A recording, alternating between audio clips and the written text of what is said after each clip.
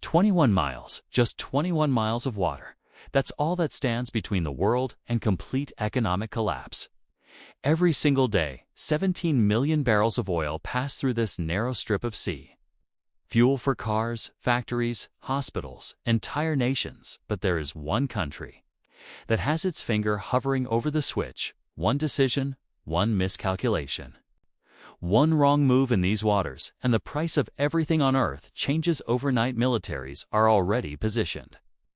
Weapons are already loaded, and the world has no backup plan. What happens when someone finally pulls the trigger? Welcome to Battle Vault TV, the place where the world's most dangerous secrets finally get explained. Now listen, if you are new here, think of subscribing to this channel the same way you think about taking your blood pressure medicine every morning. You might feel fine without it today, but trust me, you'll regret missing it later. Hit that subscribe button. It takes 1 second. Your grandchildren will be proud. And before we go any further, drop a comment right now and tell the world where are you watching from today. Whether it's London, Lahore, Lagos, or Los Angeles, let the world know you are here. There is a place on this planet so small that most people cannot find it on a map yet. Every single morning when someone fills their car with fuel, when a factory starts its machines, when a hospital turns on its lights, that tiny overlooked stretch of water is quietly responsible. It is called the Strait of Hormuz.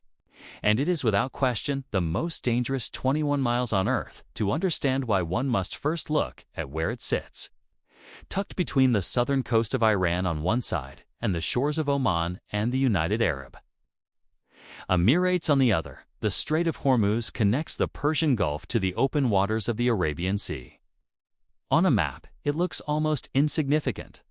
A narrow pinch between two landmasses, easy to overlook, easy to underestimate.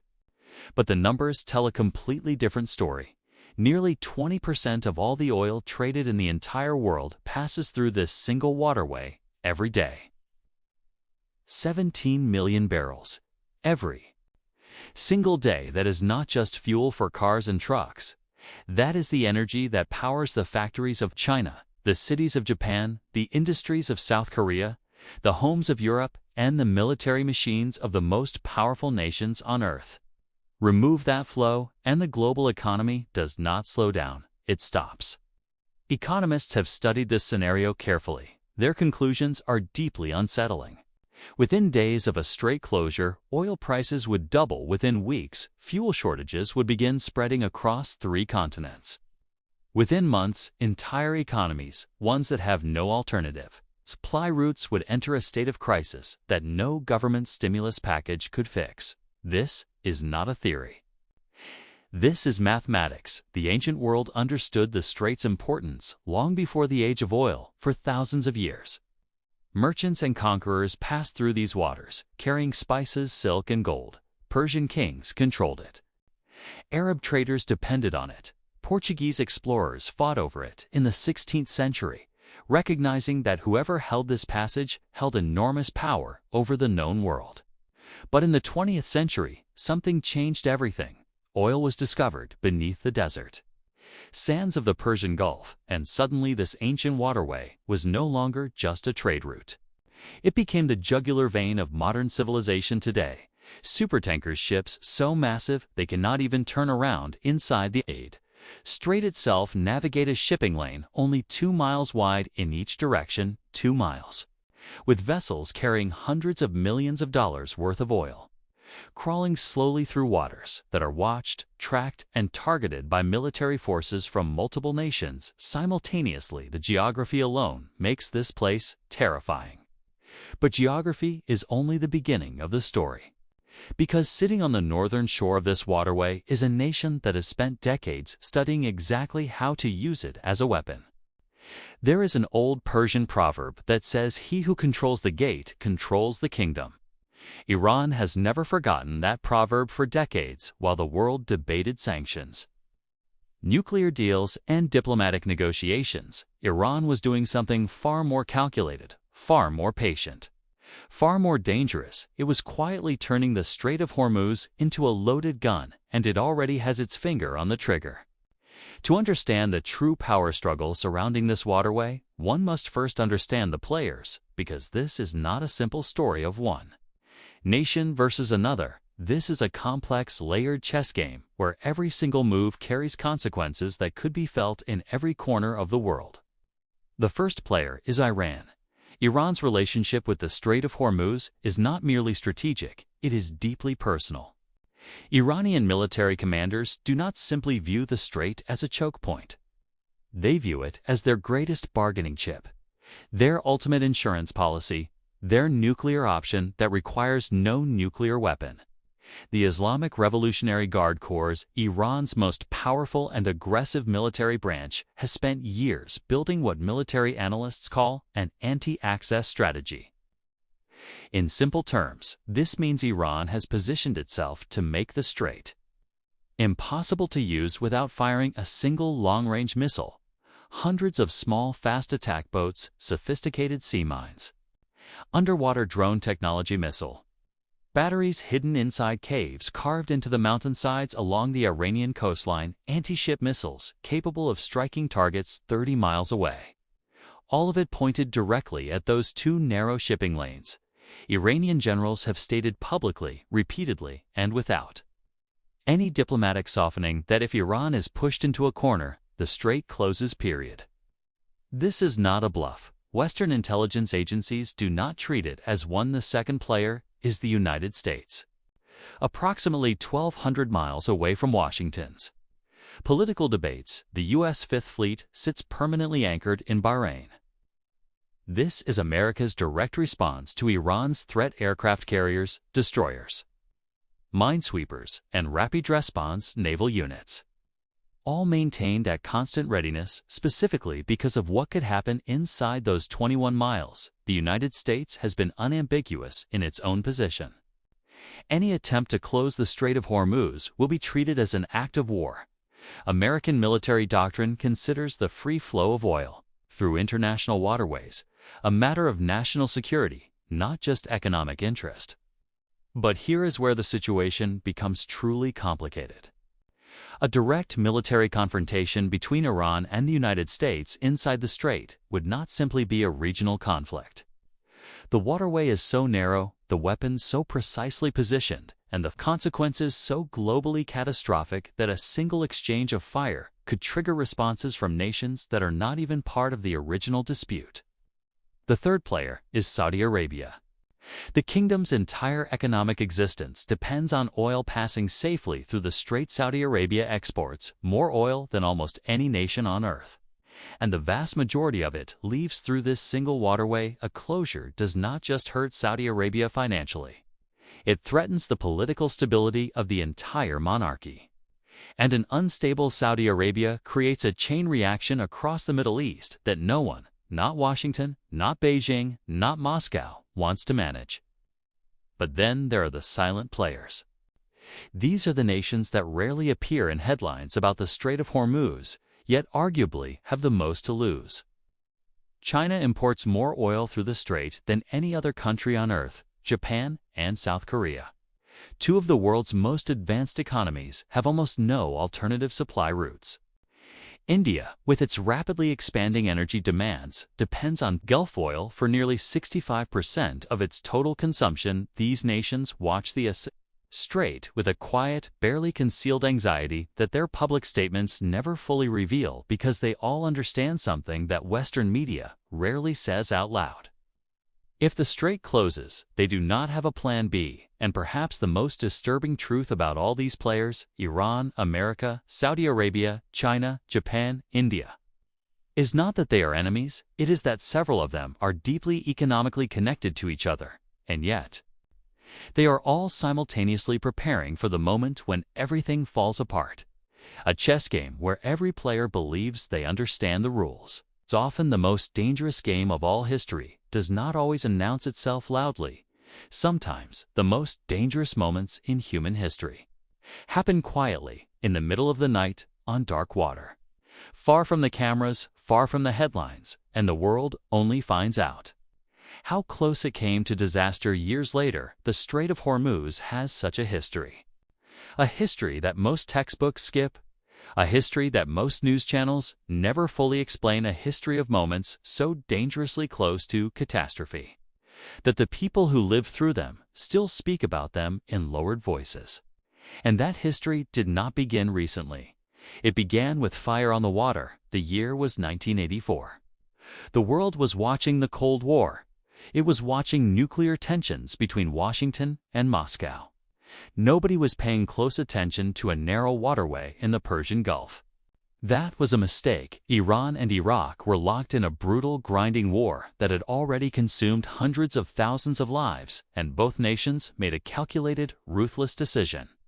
If they could not defeat each other on land, they would strangle each other's economies at sea. What followed became known as the Tanker War. Over the next 4 years, more than 500 commercial ships were attacked in and around the Persian Gulf. Tankers were struck by missiles, crews were killed, ships were set ablaze and left burning on the water.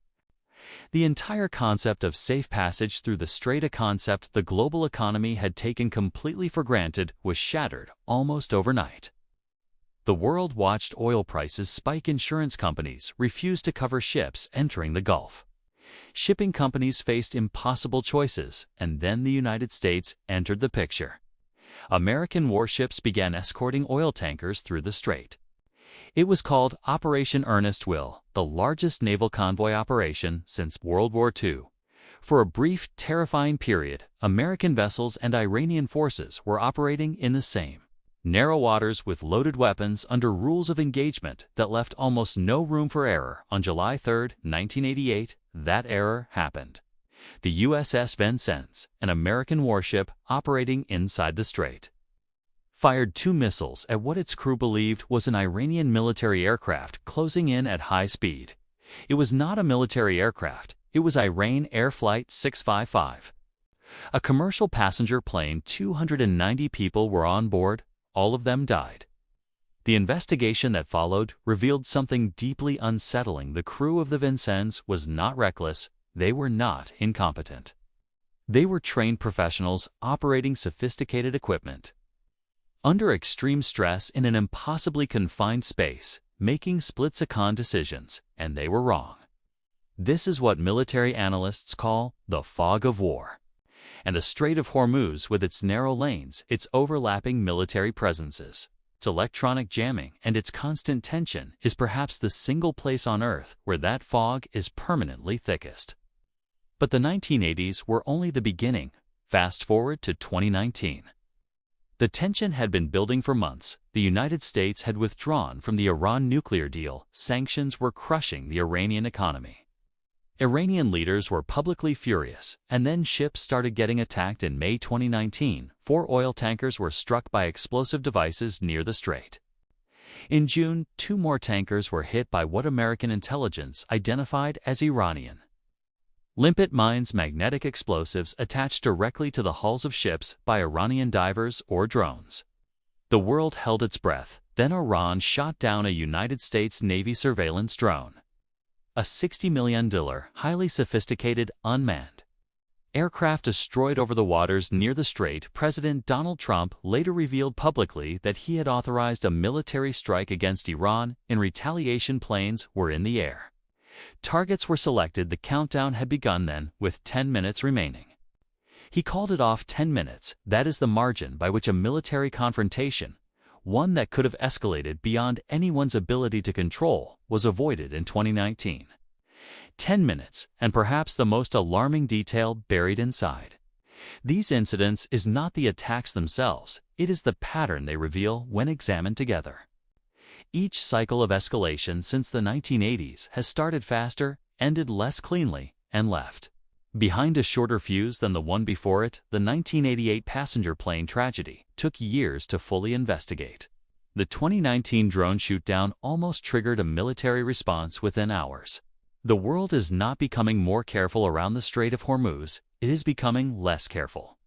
And somewhere in that pattern, in that shrinking gap between provocation and response, between mistake and catastrophe, the next incident is already being prepared by no one in particular, and everyone. All at once, every catastrophe in human history has a moment. It's a single specific moment where everything that came before it suddenly becomes irreversible. Historians call it the point of no return. Military strategists call it the trigger event, and for the Strait of Hormuz. That moment has not happened yet, but the architecture for it is already completely built. What follows is not fiction. It is not speculation for the sake of drama. It is a scenario constructed from declassified military documents, independent geopolitical analysis, and the documented behavior patterns of every nation surrounding this waterway. This is how it begins. It starts small. It almost always does. Perhaps it begins with an Iranian speedboat that gets too close to an American destroyer during a routine patrol. Perhaps a miscommunication between two radar operators, one American, one Iranian, causes a targeting system to activate when it should not. Perhaps a tanker carrying Saudi oil is struck by an unmarked drone in the early hours of the morning, and the evidence points unmistakably toward Tehran. Whatever the specific trigger, the sequence that follows has already been wargamed by military planners in Washington, Tel Aviv, Riyadh, Beijing, and Tehran itself, and the results of those wargames are deeply, profoundly alarming within the first 6 hours. Iran activates its Strait Denial Protocol. Fast attack boats swarm the shipping lanes. Sea mines, hundreds of them, are deployed across the Tumuli navigation channels. Anti-ship missile batteries along the Iranian coastline go to full combat readiness. The message to the world is immediate and unmistakable. The strait is closed. Within the first 24 hours, oil markets open in Asia, and the numbers are unlike anything seen in modern financial history. Crude oil prices do not rise gradually. They spike violently in a single trading session. Shipping insurance becomes functionally unavailable. The 12 supertankers currently waiting to enter the strait reverse course. 17 million barrels of daily oil flow simply stops. The United States Fifth Fleet moves from Bahrain toward the strait's entrance. American carrier strike groups already positioned in the Arabian Sea begin closing the distance. Fighter aircraft are placed on immediate readiness. Washington issues its formal warning to Tehran. Tehran does not stand down. Within the first 72 hours, this is where the scenario becomes truly dangerous. Because now, the silent players can no longer stay silent. China, which has been watching its oil supply evaporate in real time, begins making urgent back-channel communications to both Washington and Tehran simultaneously. Beijing does not want a war, but Beijing also cannot afford to watch its economy suffocate. China's response is deliberately ambiguous, which is itself a form of pressure on the United States. Japan and South Korea declare national energy emergencies. Their strategic petroleum reserves, carefully maintained for exactly this kind of crisis, begin immediate activation. But those reserves, under the most optimistic calculations, last approximately 60 days. India begins moving naval assets toward the Arabian Sea, not to fight, but to be present, to protect, to signal, and Russia watches everything very carefully and says very little within the first 2 weeks. The economic damage has already crossed the threshold that historical analysis identifies as politically destabilizing. Governments that depend on cheap energy to maintain public order begin facing internal pressure. Supply chains that the modern world spent decades building intricate, efficient, and completely dependent on uninterrupted oil flow begin breaking down in ways that cannot be quickly reversed. And here is the detail that military strategists find most alarming of all. At this point in the scenario, none of the major powers actually want a full-scale war. Not Iran, not America, not China, not Russia. But the economic pressure is so severe, the domestic political pressure on each government is so intense, and the military assets are so deeply, dangerously concentrated in such a small geographic space that the decision-making window, the time available to choose diplomacy over escalation, begins collapsing from weeks to days to hours. This is the mechanism that historians identify in every major conflict humanity has stumbled into without truly intending to. Not evil, not madness, not a master plan for destruction. Simply momentum, the momentum of events moving faster than the wisdom required to stop them. And so the final question must be asked directly. Is the Strait of Hormuz simply a choke point for oil, or is it something far more consequential? Is it the place where the competing pressures of the modern world energy dependence, military pride, economic fear, political survival have been accumulating quietly and patiently for decades? The geography has not changed 21 miles to shipping lanes. One narrow passage between everything the modern world needs and everything the modern world fears. The players are still positioned.